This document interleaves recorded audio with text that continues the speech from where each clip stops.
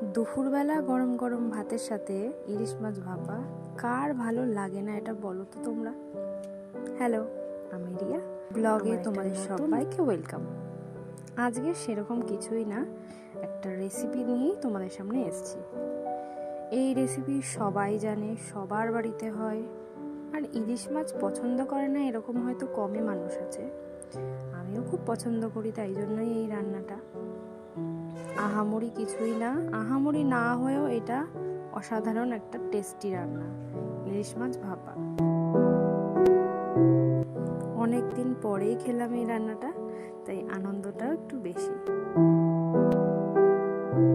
যে কোনো কাজই বলো বা রান্নাই বলো, আমরা যদি সেটা বেশি বাড়াবাড়ি না করি, সেটা খুব সিম্পল রাখি, তাহলে সেটা দেখতেও খুব ভালো লাগে আর রান্নার টেস্টটাও খুব ভালো থাকে।